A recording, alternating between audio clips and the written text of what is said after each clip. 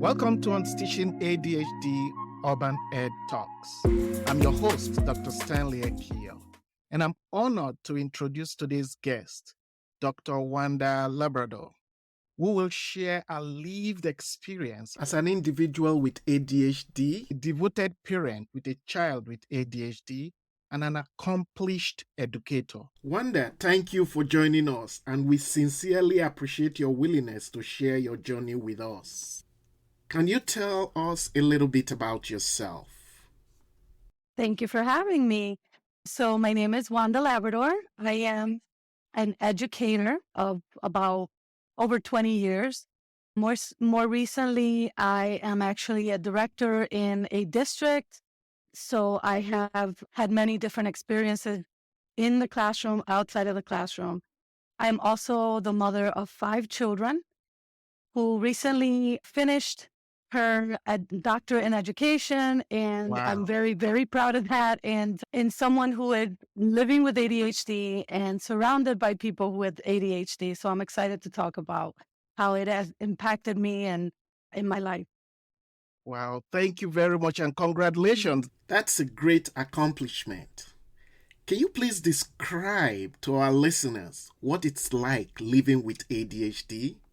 So as a child, I wasn't your typical ADHD kid. So I wasn't hyperactive, but I definitely was distracted.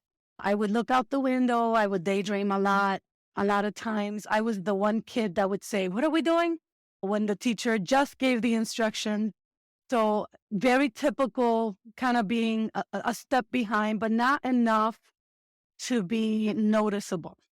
And plus being a girl, girls are daydreamy. So that's the perception. So definitely nothing that I was aware of or my parents were aware of. As I got older, high school was a little bit harder.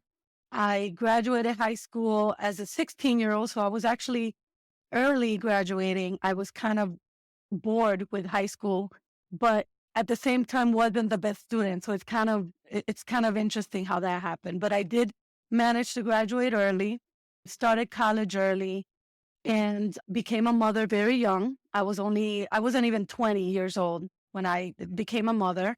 And that did impact me a lot as to what my decisions would be in the future. I was in college. I took a break when I had my child, but I went back to college, became a teacher because according to my mother, that's all I could do was be a teacher so that I could be a better parent. She was a teacher too, so I think it comes from her experience. As I got a little bit older, I think is when I really started noticing that I was very forgetful. Back when we would take videotapes back to the store we would rent a videotape, go back to the store the next day. Oftentimes I would get to the store and not have that videotape in my hand. And it was so frustrating. So things like that would happen to me. I'd go into a room and say, "Oh my God, wait, what was I doing?" And very difficult to motivate myself to do things sometimes around the house. So as I got older and had more children, those kinds of things became more frustrating for me. So when I was in my 30s is when I realized I think there's something going on. And by then the internet was a really good source of information. So I looked up my symptoms and realized I think I have ADHD. And that's where my ADHD journey began. Interesting. So, what support systems or resources helped you navigate and thrive in the educational setting? Mhm. So as a child, I also was very creative. I had a lot of imagination. And I think that was kind of like a coping skill for me, Mm. looking back. And luckily, I had teachers that were very understanding. My first years of school were in Puerto Rico, so I had teachers that were my neighbors, and so it was more of a community feeling. And if they didn't feel restricted to speak to me or even come to my house if something was going on. So it was a different environment. I think that is what was helpful for me as a younger child. as I got older and got into middle school at once here in the States or in the mainland, I guess you can say, it was a little more difficult because more students in the class. I didn't speak the language. So I think a lot of times was I was described as having a lot of potential. She's very chatty. I would get kicked out of class a lot, especially as I got older in middle, like eighth grade or so. I had teachers that knew already. They had the chair for me right outside the door. So it was a little bit harder to navigate, although again, I was in a bilingual program, so it was very the classes were smaller than your regular classes, so I think the teachers were somewhat supported. But I still went through the experiences of being chastised for talking too much or not paying attention. So it was, yeah. I think as a girl, also, you kind of have to survive it in a different way because it's not a behavioral issue as much as it's just a distractibility and chatty kind of behavior. What was your journey like from the moment you realized your children had ADHD? So my oldest daughter, I actually have, like I said, I have 5 children, and out of the 5, 4 are actually diagnosed with ADHD. My oldest daughter, who is an adult now, she was about 16 years old when she was diagnosed. She had a lot of, I would say, a lot of depression in her mood. I thought she might even have a mood disorder, but when we finally got a diagnosis, it was ADHD. So a lot of things that come under the umbrella of ADHD were being manifested in her. So learning about ADHD and how it affects someone by being her parent made me look at myself as well. So it made a lot of sense once I started learning and we started going to therapy and we started understanding the effects of ADHD or how it can impact somebody. It made a lot of sense for why my daughter was very impulsive, why she would never let anybody get a word in, why she would go from being extremely joyful and happy, she was a cheerleader, to not wanting to leave her room for days. So all of these things made sense once we had a diagnosis. I even remember the day when she finally went off to college, she decided she wanted to try medication. And so I remember the day that she took her first medication and I was on my way to work and she called me and she goes, "Mom, I just took my first pill." And I said, "Oh, okay. How did it go?" She goes, "I can't even explain to you how everything just slowed down." And I said, "What do you mean?" She said, "I felt like I was in a moving car and now I can focus, like I can see." And this was only maybe a couple of hours into her taken her first medication pill, and she already saw the difference. So I remember that very clearly, how joyous she was to feel normal for once. The way she described it. What strategies did you use to advocate for your child in both the school and community? So I will, for this one, I will use my son as an example because by the time my daughter was diagnosed, she was already almost about to exit high school. So yeah, I still didn't know as much as I wish I had. But with my son, he is 14 years old. He's a ninth grader right now.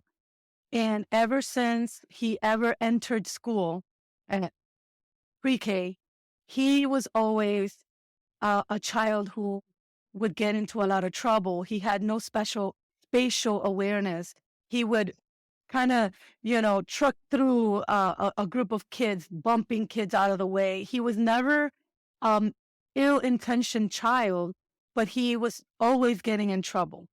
So I already saw that there was something going on. His doctor didn't want to diagnosed ADHD until he was at least 5 or 6 years old. So up until then, we were just kind of watching. And then he was finally diagnosed. And in second grade, we started really like taking care of the ADHD with medication on top of of a therapist and whatnot.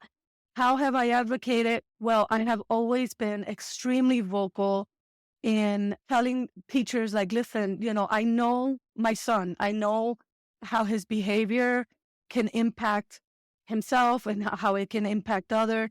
I've never been someone who is in denial of his behavior or his issues, but I've been always very upfront. I know what's going on with him. How can we work together? I have always emphasized that we're a team.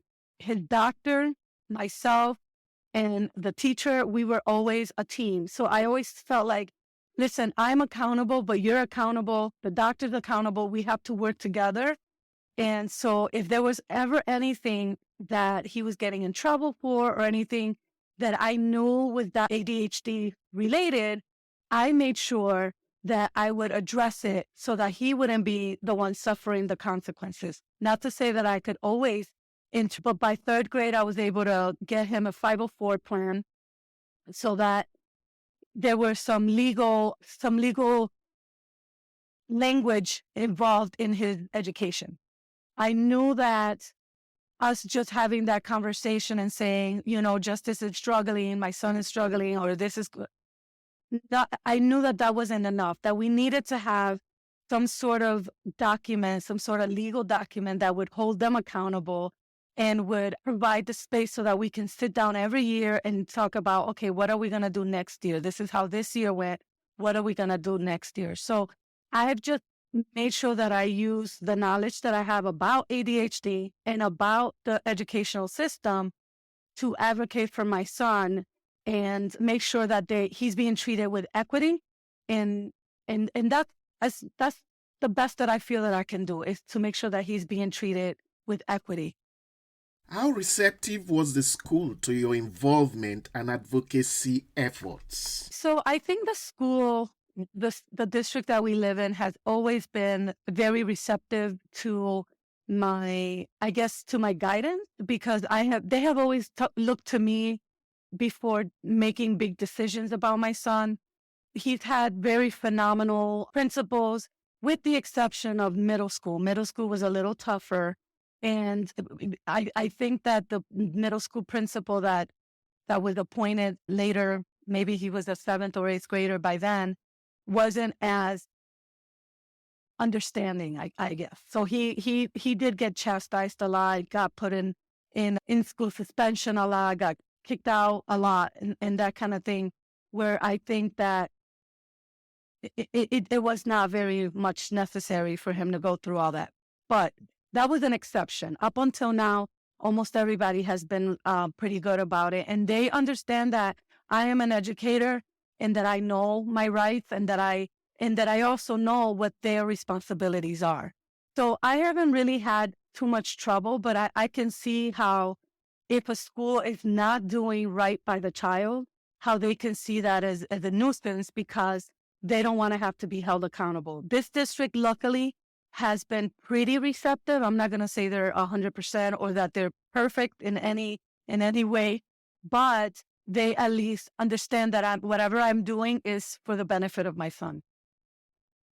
Based on your interactions with staff members, do you believe they are knowledgeable about ADHD?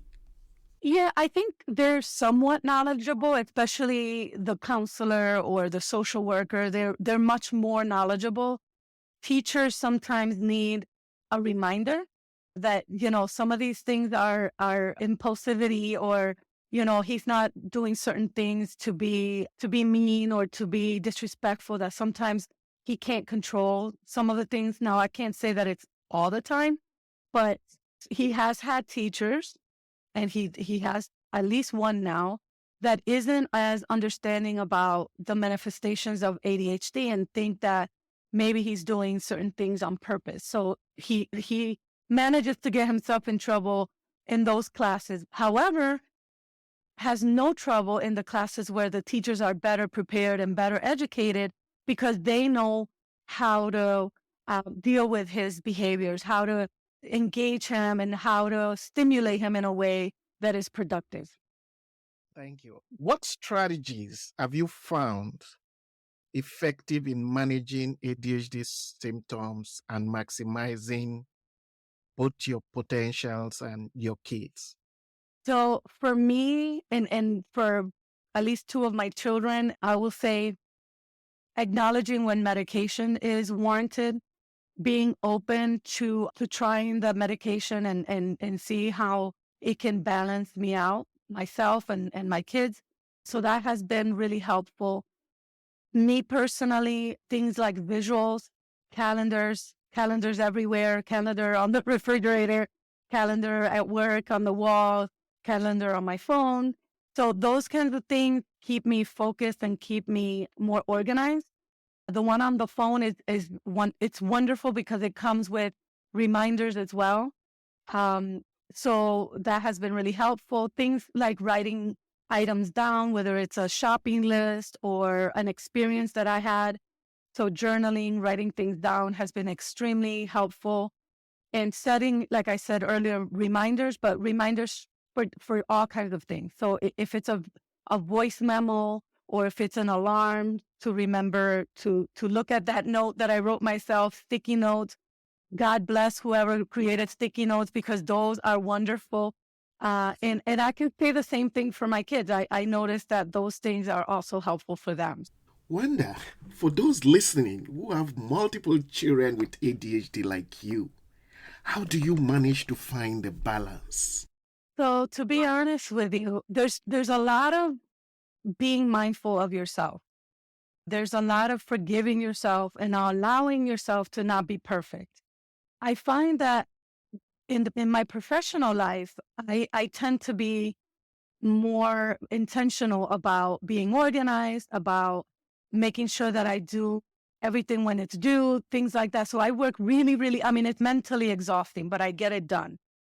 When I come home, especially when my children were younger and I was on my own raising them, there were times when if things didn't get done right now, they just didn't get done right now. I wasn't gonna be upset with myself because something didn't get done, the laundry didn't get done or something, as long as my kids were being taken care of, as long as I was having a moment to myself to be able to regroup. So I really think that it's about acknowledging your challenges, looking for your strengths and kind of building on those and looking for those things that work for you. So in my case, I hang my lanyard for work on my rearview mirror every day because seeing it in the morning reminds me that I have to put it on my neck so that I can open my door. If it isn't there, it's a little bit more difficult. So finding those little tiny things that make a huge difference in your life, but most of all, being mindful of yourself and forgiving yourself and giving yourself permission. Those are the things that I think make a huge difference. Let's now talk about you as an educator. Okay. Right. Could you share a story from your experience as an educator involving a child with ADHD? How did the situation unfold and what was the outcome? So I can remember especially this one little boy that I had. It was early childhood, so it was about kindergarten. And the first day of school, very first day of school, the mother came to me and said, Miss, my son has problems. And I said to her, what do you mean by that? And she said, oh, he's just like, oh, he's got lots of problems. And I said, okay. I said, I really appreciate you sharing that concern with me.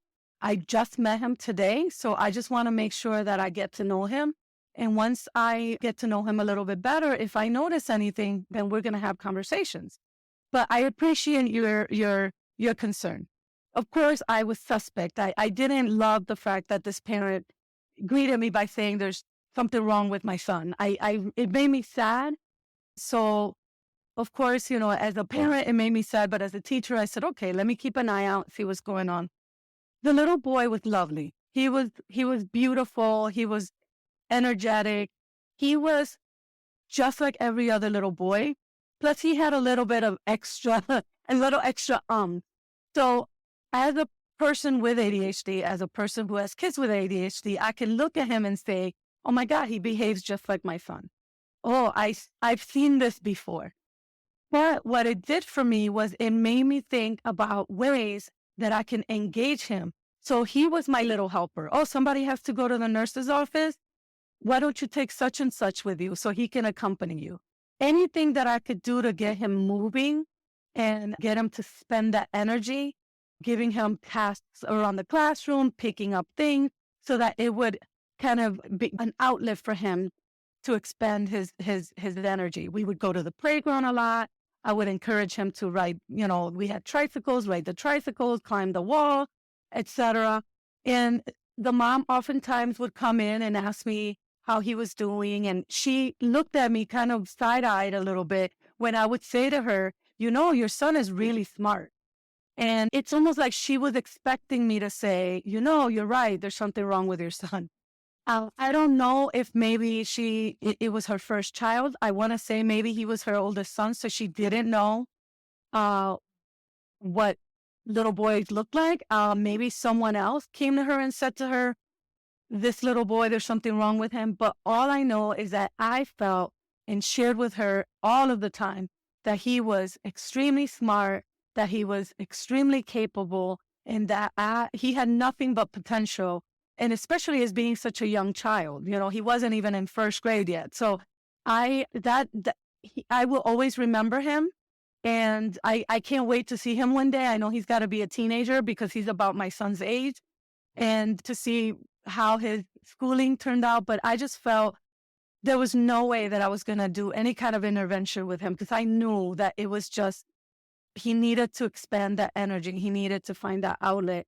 And cognitively, he was doing perfectly. So I didn't feel that there was anything going on that I couldn't handle as a teacher.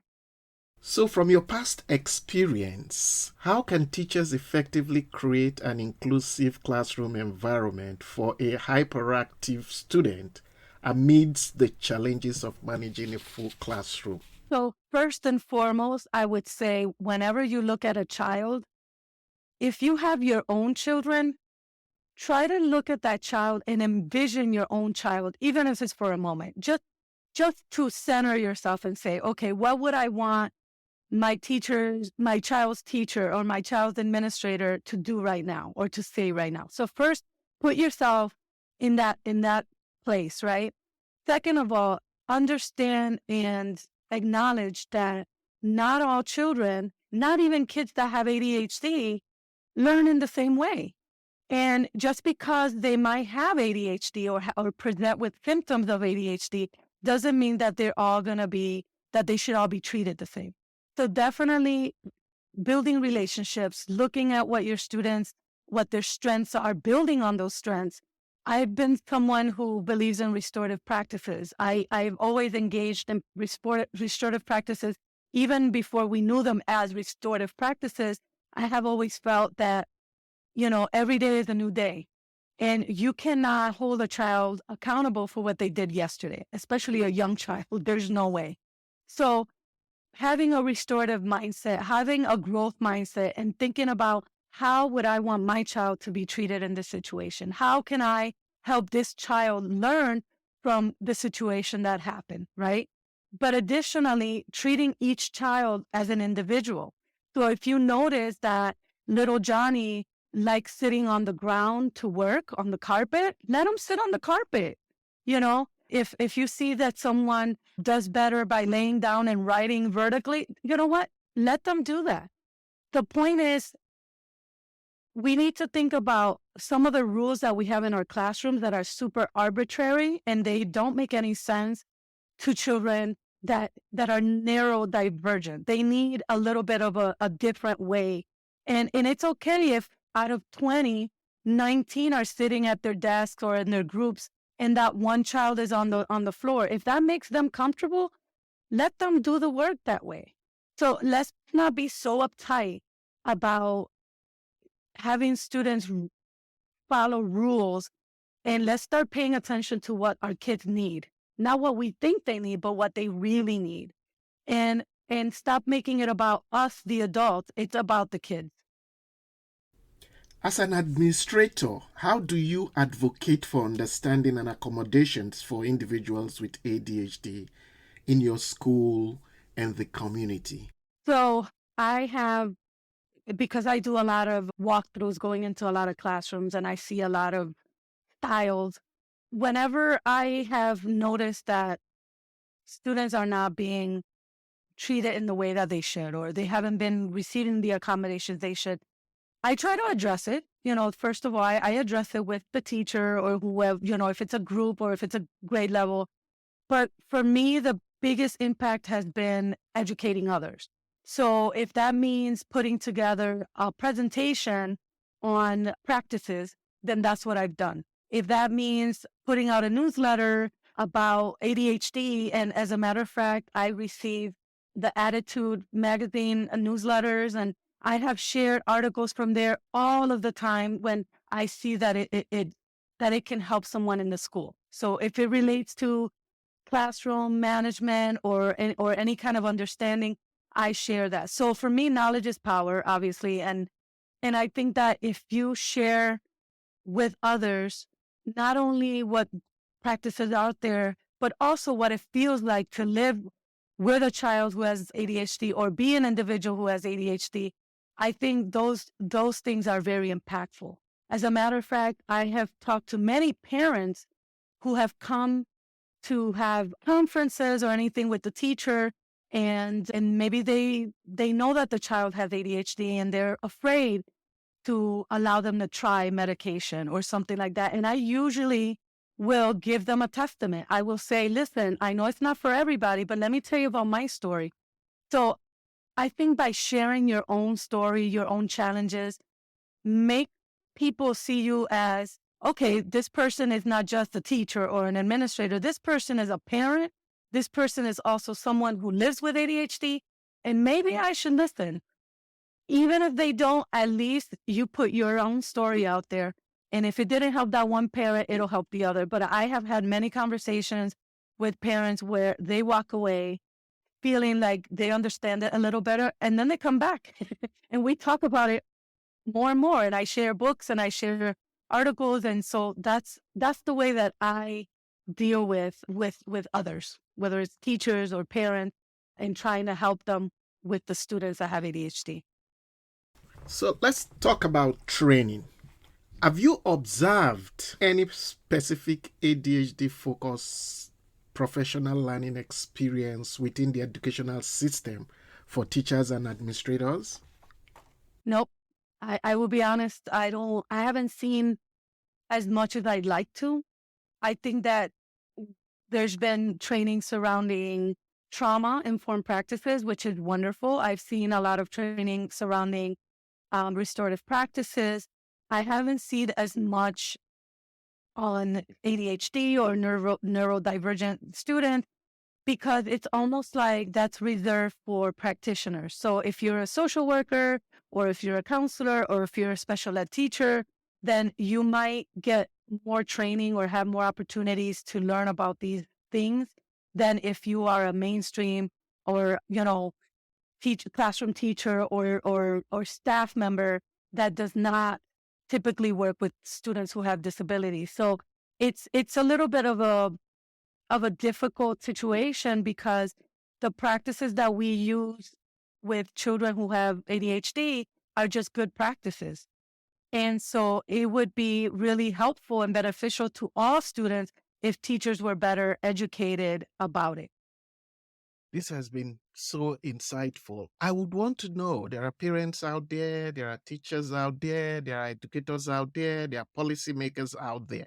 What will be your advice to these different populations on how to deal with students with ADHD in their schools or classrooms? So first of all, I know that our policies have to change surrounding suspensions, and even if it's in-school suspension and exclusionary discipline, that needs to change. Because from my own perspective, from my own child who was excluded a lot, especially in 6th grade, it seemed to be a really difficult year for him.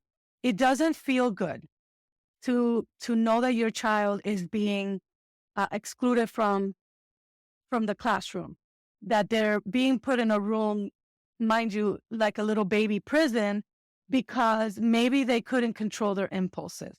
So we really need to look at how we're dealing with students. How are we helping them to look at their own behavior and their own selves.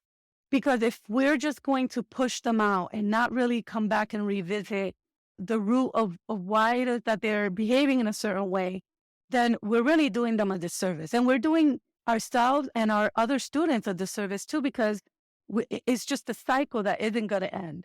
But I think that if we are all more inclusive of our students who have ADHD, and that includes talking about it, normalizing the conversation, not demonizing the fact that somebody might be a little bit different or can't walk without bumping into something. That's my story every day.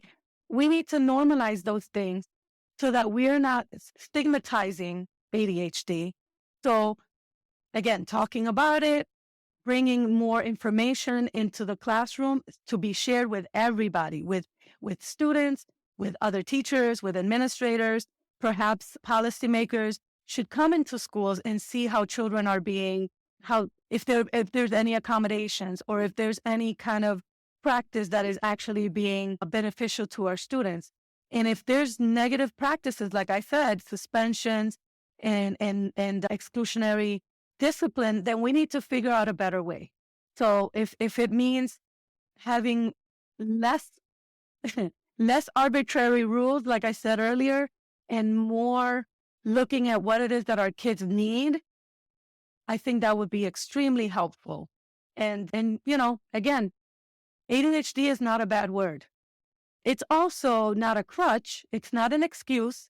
It just means that if somebody knows more about ADHD, they can understand the individual better. That's all. So, a parent that has listened to you talking about restorative practices and is dealing with a school right now that's tilting towards some of the challenges you just shared, right? What would be your advice for a parent like that on how to advocate for their child? So I would say, first of all, do some Google searches on the legalities surrounding ADHD. It is protected. There's the ADA, Americans with Disabilities Act, that protect children who have differences, and that includes neurodivergence. If somebody is not listening to you, there are advocates in the community who can sit with you and maybe get you prepared to have a conversation, or can even come in with you to have a conversation with administrators. School districts have a duty to educate all students. That includes kids who have ADHD, right? Among so many others. So it is a legal issue. And if nothing else, go and get that 504 plan. How you can get a 504 plan started is by calling the school, speaking to the social worker or to a counselor, or even the nurse sometimes can help, because ADHD is a medical issue. And a 504 plan will protect the child and will create a plan that will take into account what the manifestation is for that child. So reaching out to the school, getting that 504 plan started, talking to community, look for a support group, possibly even on Facebook or on the different platforms. There might be a support group, but don't suffer in silence. Don't let somebody abuse your child, meaning put your child out of school or not treat them with equity just because they have ADHD. That's not fair. So there are many ways that we can get educated and advocate for ourselves. And again, if you yourself don't know where to start by doing a simple search online and connecting with someone that can advocate for you. Great. Thank you so much, Dr. Wanda Labrador, for your Thank you. willingness to share your journey, expertise, and insights on ADHD in your personal life, raising kids with ADHD, and in our educational system. Your advice will undoubtedly benefit educators that are listening, parents, and students alike. We hope you'll be able to join us next time for more enlightening discussions. But before we wrap it, I want to know, is there any project you're working on? Is there anything you want our listeners to know about you? Sure. So I am currently working on advocating for children who actually have parents who are incarcerated. That is what my topic was for my dissertation, and I did research on it. And this is another group of children who oftentimes suffer a lot of consequences. And as a matter of fact, the research shows that many children who have incarcerated parents do end up getting diagnosed with ADHD. So there is a little bit of a connection there too. So that is what I'm working on right now, trying to educate people on whatever I can at the time. Thank you. We want to extend a special invitation to our valued listeners. Your participation is not just welcome, it's crucial. By subscribing, sharing, and joining our community, you are helping us to unravel the complexities of ADHD, weaving understanding and support into every episode. We also invite you to share your feedback. We value your input and will gladly respond to your comments. Thank you for tuning in.